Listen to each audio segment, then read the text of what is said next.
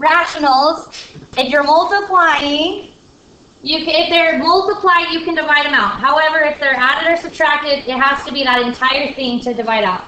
So we have x minus 2 on top, and we have that exact thing on bottom? Yes. So that's an exact factor. Those can divide out to be 1. So left with 3 times 1 on top, 3 over 1, which is 3, right? Yeah. Okay, let's look over here at this next one. We have 9 times x minus 1. X minus 1 is connected. Do you all understand what I'm saying? Okay? Okay, so then 27 times x squared times x minus 1. If it's multiplied, you can divide it out. 9 and 27, that simplifies to be 1 over 3, right? X over x squared, doesn't that simplify to be x on bottom? X minus 1 is connected. Unless there's an x minus 1 on bottom, you leave it alone. But there is, right? 1 over 1. So left on top was a 1, and on bottom was 3x, right? So that's simplified to be. Okay. All right, so it says to simplify rational expressions, it needs to be completely factored. Because guess what I see people do? Let me show you. When I first get students from secondary 2 to 3, they'll say x squared divided by x. Isn't x squared connected to x by a plus sign, which is connected by a minus sign to 2? So you can't just divide out pieces. If it's addition or subtraction, it's connected. So we really don't know if we have factors to divide out unless we have it in factored form. Just like the 27 became 9 times 3, you know, we factored it technically. We have to factor this to know if we can divide them out. Yes. Okay. Yeah, so we have no idea if this simplifies. Let's factor it. So let's factor the top. It's quadratic. What multiplies to be negative 2 adds up to be 1. 1 times 2, right? Negative 1? Yeah. So the top factor to be x minus 1 times x plus 2, and then we're divided by x minus 1. Okay, so now those are factors. Now look, isn't there a multiplication sign in there? So we can divide out those as long as it's a full factor. X minus 1 is connected. So x minus 1 over x minus 1. Now let me just look. Okay. X minus 1 over x minus 1. They divide out to be 1, right? Yes. So left on top was x plus 2. On bottom of 1. So our final answer is x plus 2. Correct? Now there's one last thing, and I've told you this before. Secondary 3 is just a lot more in-depth. Like, really, secondary 3 is a lot more in-depth. Secondary 2, they don't worry about all the little things. You kind of just go for it. Secondary 3 is a lot more in-depth. You have to worry about a lot of things. So one more thing you have to consider with rationals. If we're dealing with fractions, and we are, right? Are we dividing fractions? Mm-hmm. We have to remember you cannot divide by 0. There could be a 0 on top, that's fine. But on bottom, you cannot have a 0 in the bottom of a fraction. 5 divided by 0 is undefined, for example. So that is true also for rational expressions. The bottom of the fraction cannot be equal to 0. Can the top? Yeah. Yes. 0 divided by 5 is 0, but 5 divided by 0 is undefined. So we've got to restrict, it's called restricting the domain, meaning you're going to restrict what you could put into the function because at that value, it's going to be 0. The bottom is going to be 0, so it's going to be undefined. So let's look right here, everybody. Look, this is where people mess up in secondary 3. Where could the bottom be 0? Will 4 ever be 0? Is 4 0? No, it can never be 0. But x minus 1, when will that be 0? At 1. At 1, right? And didn't we just find that out by saying when does x minus 1 equal 0? We added 1, right? So you'd say x cannot equal 1. That's part of our answer. You have to restrict the domain, otherwise if we plug in any number and we get going and we plug in 1, boom, it's undefined. Does that make sense, everybody? So that's part of our answer. Now we can simplify it. So before you simplify, you've got to restrict the domain. Because we have a 2 on top, 4 on bottom. Doesn't that become 1 over 2? Yeah. We could divide them out because they're multiplied. We have an x minus 1. We have that exact thing on bottom. Yeah. 1 over 1. So our answer is 1/2 as long as x does not equal 1. Because it's not 1/2 when x equals. It's not 1/2 when x equals 1. When x equals 1, it's undefined. Do you guys understand that? Okay, sweet. So you can put in any other number but 1. Great, yes, absolutely. Any real number can be put into that except for 1. Okay, let's look at this one. Now careful, this one's different. This was just a 4, but look, this isn't just a 9, it's a 9x. So what value would make that 0? That's negative 0. No, think about it. I mean, no. 0. 9 times x equals 0. Don't we solve for x? Divide by 9. What's 0 divided by 9? 0. 0. Look, 9 times 0, guys. Wouldn't that make it 0? So we know x cannot equal 0, right? That's one of them. But also, right here, isn't there going to be a 0 if we plug in negative 2? Negative 2, right? right? So x cannot equal 0 or negative 2. So we restricted it, now we can divide out exact factors. 1 over 3, x over x is 1, x plus 2 is 1. So our answer is 1/3, as long as x does not equal 0 or negative 2, because at those values it's not 1/3, it's undefined. Okay, so now we'll do all of it together. So these were already factored for you, but it's not going to always be like that. Okay, here we go. Problem number 1 on the worksheet. So I'll just do a couple examples, you guys understand it. So now once again, people just say, oh, 9's divide out. No, you guys, exact factors have to divide out. So you factor the top, you factor the bottom. 9 doesn't, let's just leave 9 as 9. I don't factor numbers any further usually. 9, on bottom, we have 9n plus 9. We're going to factor it. What's in common in each term? 9. So we're pulling out a 9. Now that doesn't disappear. Somebody did that first hour. It's kind of confused. 9 doesn't evaporate into thin air. It's still there. We're just rewriting it in factored form. So now to rewrite it, we divide each term by what we pulled out. So left would be n plus 1. Now before you divide anything out, you've got to restrict the domain, meaning where does the bottom equal 0? 9's never going to be 0, right? Yeah. But can't it not be negative 1? I said it equal to 0 and solve for n. Can you do that before you factor it? I suggest factoring. It'll be no, just factor first. You could, but then you'll be solving a quadratic, so it would be easier just to factor it and then set each of those equal to 0. Not really, because like if you like think about it and you divide. This one is the same thing. Yeah. But when you do other ones, yes, you can do that. But I'm just saying it's just as easy because you'll end up solving by factoring. You know. Yeah. So yes, the answer to your question is yes. Okay. So we know that in our answer, n cannot equal negative 1, right? Now let's actually find our answer. 9 over 9 divides to be 1 over 1. So our answer is, don't float that n plus 1 to the top. It wasn't. There was a 1 on top, and 1 times n plus 1 is n plus 1. This is our final answer. Questions? Okay. Next one.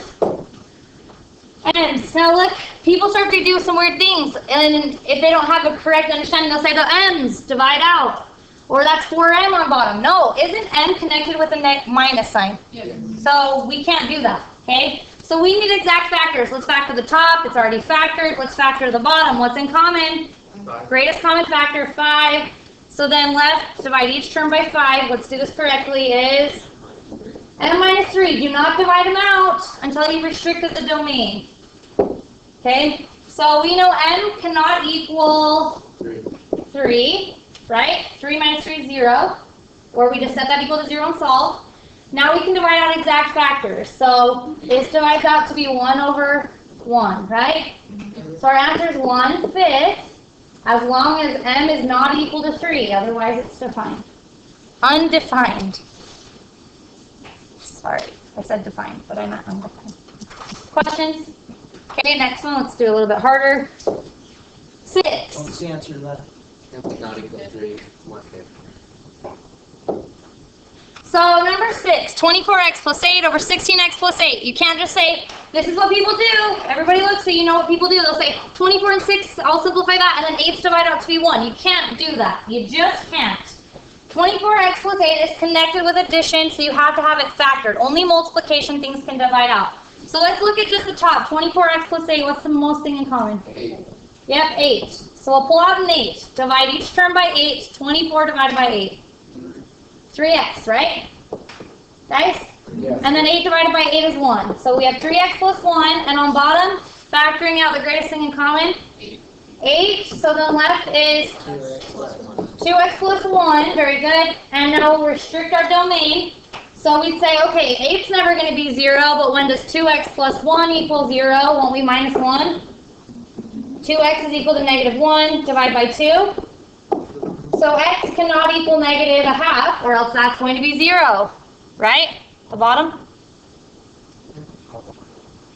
We set the, don't we say, we don't want this to be 0. Can it be 0 potentially, because there's a variable x? So it's -2. No, we set it equal to, if you plug in negative 2, you'll have negative 4 plus 1, which is a 0. That's why we say, when does x plus 1 equal 0, and then solve. Then we know that's going to make a 0. If you don't believe me, plug in negative a half into that, it will be If you 0. divide by an 8, would the 16 be a 2? Divide by 8.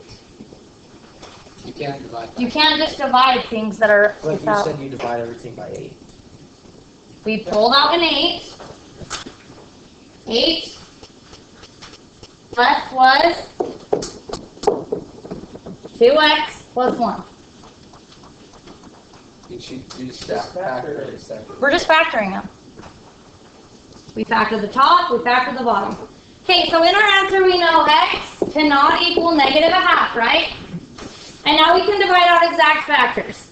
8 is multiplied, so we can divide it out. 8 is multiplied, we can divide it out. 1 over 1, right? Now 3x plus 1 is connected unless there's an exact 3x plus 1 on bottom. You cannot divide it out. You can't just take the 3x divided by 2x and divide out pieces. So we have 3x plus 1 not on bottom, right?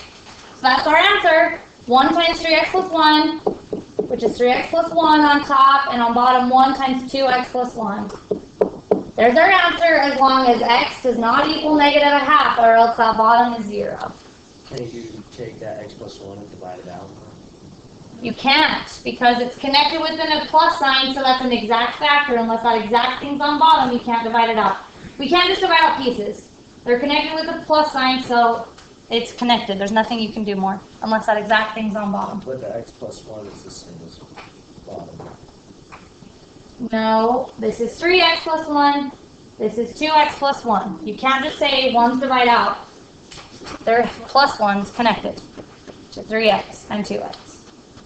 Okay, ready for the next one. Number 8. 35v squared minus 30v's divided by 15v squared minus 40v's. Now once again, the reason we can't just sit and start dividing out pieces of this is because there's a subtraction sign.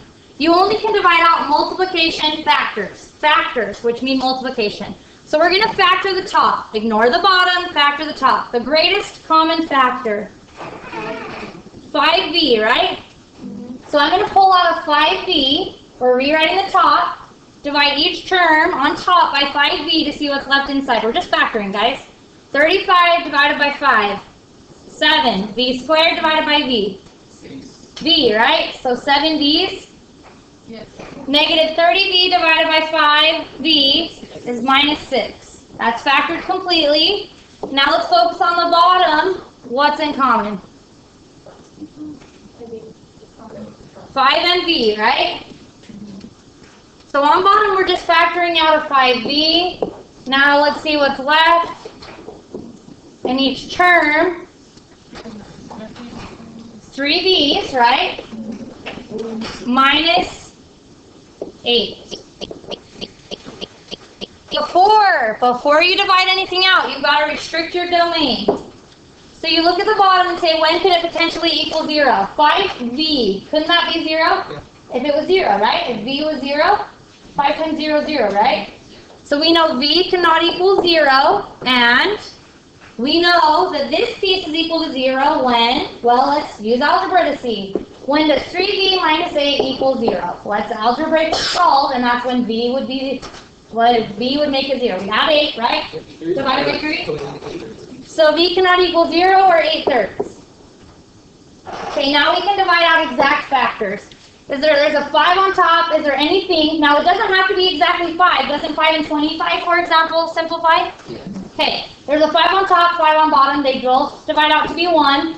V on top, we have a V on bottom. Now doesn't V divide with V squared, for example? Yes, but this is V over V, just making sure we're understanding that.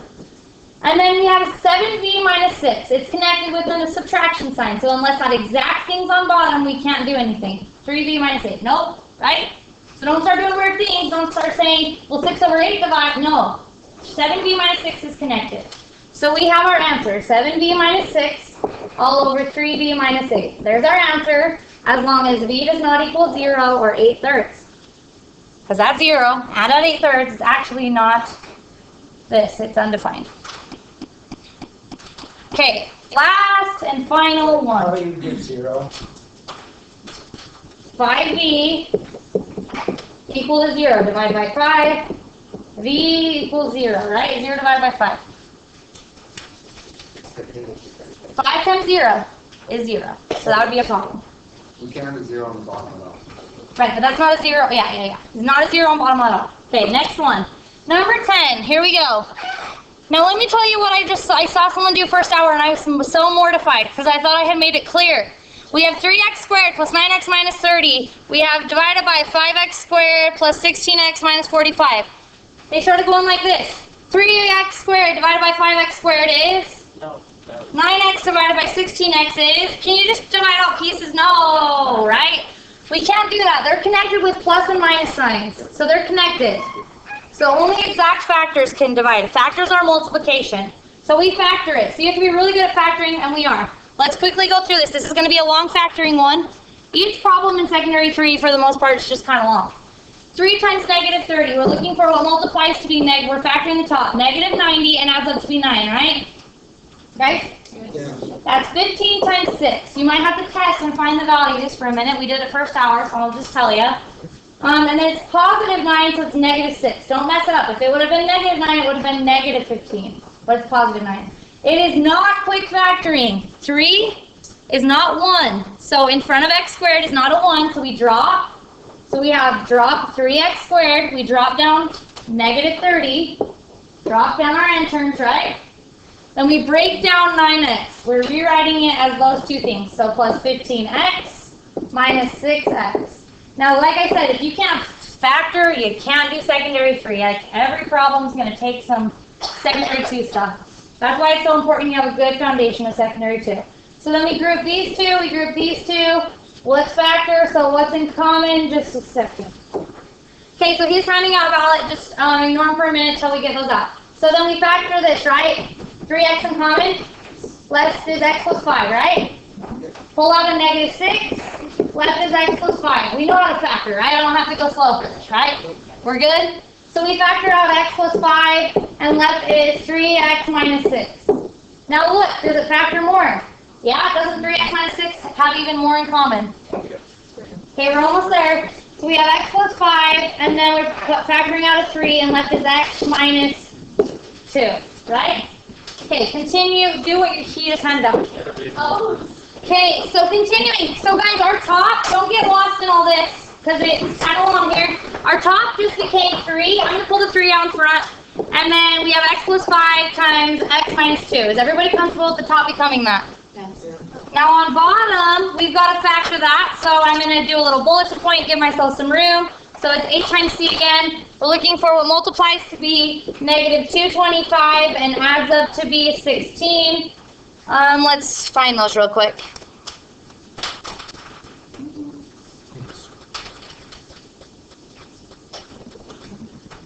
$25 and 9.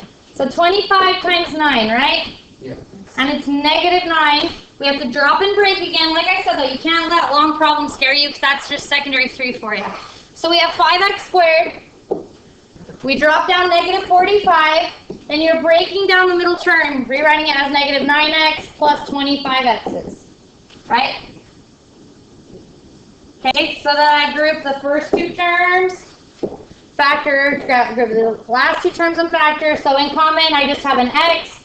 So left is 5x minus 9. In this, I have a 5 in common. So then left is 5x minus 9.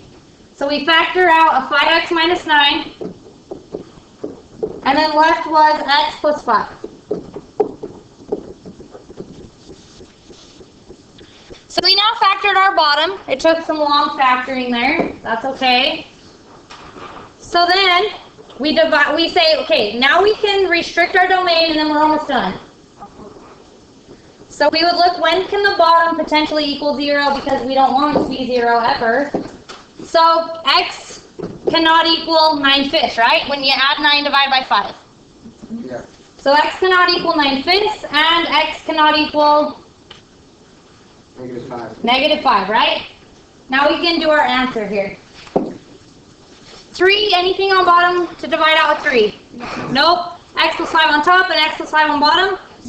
Those become 1. X minus 2, x minus 2 on bottom. No. Right? So left on top was a 3, and then an x minus 2. On bottom, all that was left was 5x minus 9. That's all we can do. There's our answer as long as x is not equal 9/5 or -5. Okay, give it a shot. This is just going to help you for next week.